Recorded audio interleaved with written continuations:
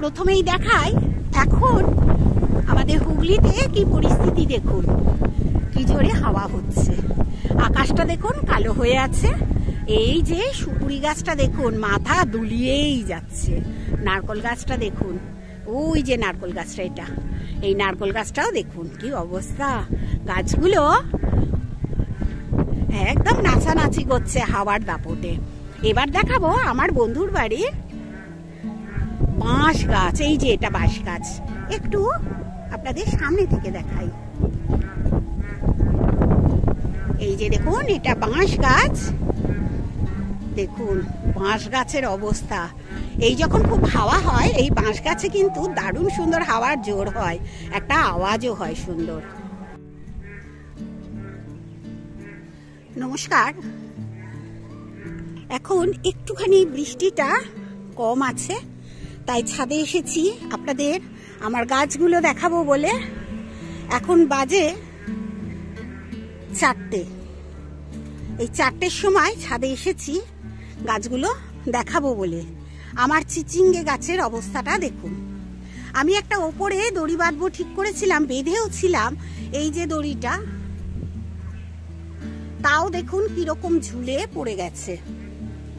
এটা আমার 3 তলার ছাদ। আর গাছগুলো তো একদম চকচক করছে। এবার দেখুন আরো আমি কিছু গাছ দেখাবো, যে গাছগুলো এই যে কুমড়ো গাছটা দেখুন, মনে হচ্ছে না আর একটু বেড়ে গেছে, বড় হয়ে গেছে। খুব তাড়াতাড়ি এবার গাছগুলো বড় হয়ে যাবে। আর আমরা কিন্তু এই বৃষ্টির অপেক্ষাটা কিন্তু কয়েকদিন যাবতই করছিলাম, যদিও এই তীব্র ঝড়ের আঘাতটা কতটা আসবে আমার ছাদ বাগানে সেটা নিয়ে কিন্তু আমার খুব ভয় ছিল। তবুও মোটামুটি ছাদটা আমার ঠিক আছে। আমি পুরো ছাদটাই দেখাবো আপনাদের, তবে একটু একটু করে। এই দেখুন মোটামুটি ঠিকই আছে। এই গাছটি আমি ব্যালকনিতে নিয়ে গেছিলাম, বৃষ্টি পড়ছে বলে আবার ওকে রেখে দিয়েছি ছাদে, যাতে সুন্দর করে একটু জলে স্নান করে। সব জায়গায় জলে ভর্তি হয়ে গেছে। আমি দেখাবো। এই দেখুন যে বালতিটা আমি ভরে রাখি, সেই বালতিটাও ভরে গেছে। চলুন আরো কিছু গাছ দেখিয়ে নিই। যে যে গাছগুলো আমি বেঁধেছিলাম মোটামুটি ঠিকই আছে, কোনো অসুবিধা হয়নি।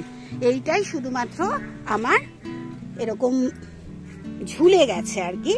এই গাছটাকে একটু বৃষ্টিটা আরো কমলে এরকম ওপরে তুলে দিতে হবে এটাকে। এই যে দেখুন আমি সাময়িকভাবে তুলে দিলাম, এই যে এইরকম ভাবে এটাকে তুলে দিতে হবে। চতুর্দিকে এত ব্যাঙ ডাকছে যে কি বলবো। আর এই আবহাওয়াটা কিন্তু আমি ভীষণ এনজয় করছি। যদিও আপনাদের সঠিক সময় ভিডিওটা আমি দিতে পারলাম না, খুব দুঃখও লাগছিল সারাদিন। একটু বৃষ্টি কমতেই আমি ছাদে চলে এসেছি। দেখুন তো সব গাছে ঠিকই আছে, আমার কাছে ঠিক আছে। খুব বেঁধে বেঁধে রেখেছিলাম তো ওদের, বাঁধন আর খুলতে পারিনি। এই যে সবেদা গাছগুলো, এগুলো একটু উল্টে উল্টে পড়ে গেছে, ও কিছু হবে না। বৃষ্টির যে জল তারও তো ভার থাকে গাছে, ওই জন্য হয়েছে। চলুন একটু ওপরে যাই। চলে এসেছি একদম ওপরের ছাদে, 4 তলার ওপর। একটু দেখুন শুধু মাঝখানে জলই জমেছে, আমার কিন্তু কোনো গাছ হাওয়ায় উল্টে পড়ে যায়নি। আমার গাছ রাখাটা খুব ভালো হয়েছে। এত হাওয়া আমি উড়ে চলে যাচ্ছি, এত হাওয়ার দাপট, আমার মনে হচ্ছে আমি উড়ে চলে যাব। কত সুন্দর লাগছে দেখুন। দেখুন একটাও লেবু গাছ কিন্তু আমার নষ্ট হয়নি, এইখানে ঠেসে রেখে দিয়েছিলাম এইভাবে। এখনো কিন্তু বৃষ্টি পড়ছে, বৃষ্টির ভেতর আপনাদের সঙ্গে আমি কথা বলছি। এখানে দেখুন গাছগুলো, এই যে মাথাটা নড়ছে, ও নড়লেও লেবু কিন্তু নড়তে পারবে না, তাই আমি জানি লেবু নষ্ট হবে না, এইভাবেই থাকবে। আর এই যে বৃষ্টি হচ্ছে তো, এরপরে এই পাতিলেবু গাছে আসবে প্রচুর ফুল, অনেক ফুল আসবে। ডালিম গাছে দেখছি বেশ সুন্দর ফুল ধরেছে, এগুলো ফলে পরিণত হবে। আমি বুঝতে পারি এখন, অনেক দিন হয়েছে এই ডালিম গাছ আমার কাছে রয়েছে, কোন ফুলটা ফলে পরিণত হবে এখন থেকে আমি বুঝতে পারি।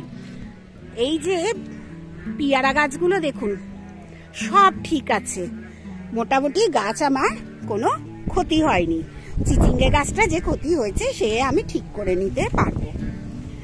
এখানে বেগুন গাছ, বেগুন গাছগুলো দেখুন, হ্যাঁ একটা উল্টে গেছে, তবে আমি এখন কিচ্ছু করব না, ও যেমন আছে ওকে আমি ওইভাবেই রেখে দেব, একদমই ওকে আমি টাচ করব না।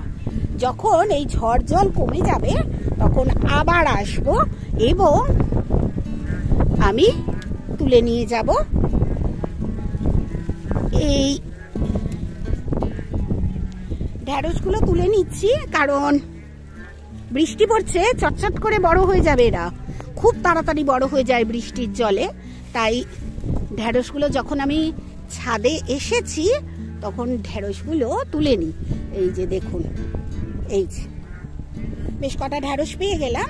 আর এই যে বলছিলাম এই ব্যাগটা কিন্তু এখন আমি ঠিক করব না, এটা বৃষ্টি ফিষ্টি কমে গেলে, ঝড় টড় কমে গেলে তখন ঠিক করব। গাছগুলো দেখুন কত জোরে হাওয়া হচ্ছে, শুধু দেখুন। বৃষ্টিতে আমার ওল গাছটা দেখুন কি সুন্দর পাতা ছেড়ে দিয়েছে। আমরা কিন্তু চাই যে এরকম সুন্দর গাছ হোক আমাদের। দেখুন এটা কিন্তু ওল গাছ, প্রচন্ড জোরে হাওয়া দিচ্ছে, আবার বৃষ্টিও পড়ছে।